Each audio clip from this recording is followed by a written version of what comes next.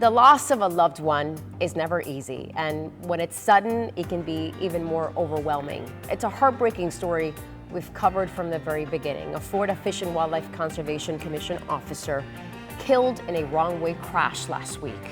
That wreck sent shockwaves throughout our state, and today officers lined the streets in sorrow as they said their final goodbyes to one of their own and to support loved ones that are still grappling with the unimaginable pain. WPTV News Channel 5's Matt Szczesny with more on how he was honored in a procession spanning several counties. A somber day on the Treasure Coast as family and friends said their final goodbyes to a decorated Florida wildlife officer who has done so much for our community.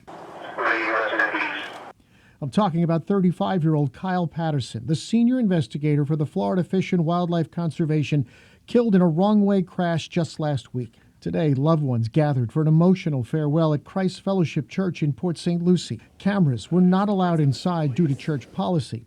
However, Chopper 5 was there this morning as the hearse left the funeral home in Fort Pierce. Several agencies, some as far away as Broward County to our south and Orange County to the north, paid their respects to Patterson and his family. The service ended with a salute from the Honor Guard.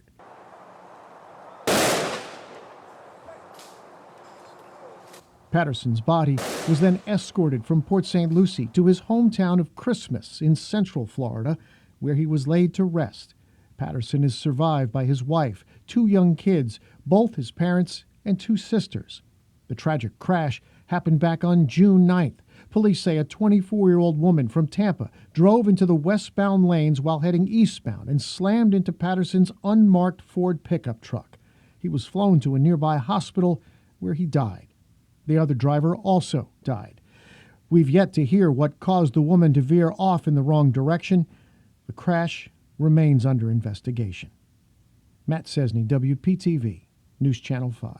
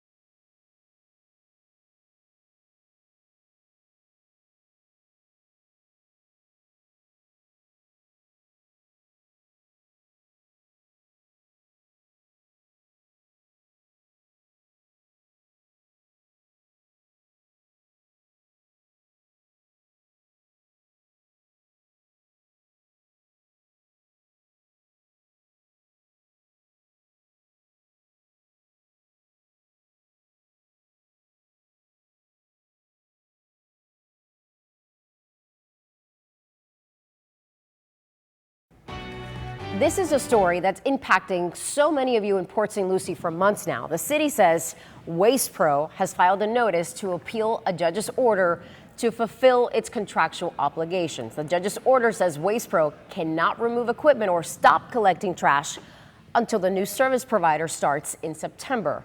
The city says it is deeply concerned about the legal challenge and will continue to fight on behalf of its residents. We have reached out to Waste Pro for a comment on the matter, but have not received a response. The Food and Drug Administration greenlighting the use of Moderna and Pfizer's COVID vaccine for children as young as 6 months old. Data released by both companies show that the benefits in using a lower dose COVID-19 vaccine outweighs any potential risks. The last hurdle standing in the way of these vaccines reaching the public is a stamp of approval from the Centers for Disease Control. Meantime, the White House warning this afternoon that those COVID-19 vaccines could be delayed by days, at least in Florida, because the shots were not pre-ordered by the state. The Biden administration says it will do whatever it can to get those vaccines to pediatricians as soon as possible now that they can be ordered, or now that they can order those shots, I should say. Capitol reporter Forrest Saunders has those details from Tallahassee. The shots for tots issue has become an ongoing political football for both the DeSantis and Biden administrations over the last few days. But the latest from D.C. is that Florida should expect a delay on its distributions due to Florida failing to pre-order. On a press call, federal officials said Florida healthcare providers are now able to order the shots, which follows FDA approval, but that they'll get them days after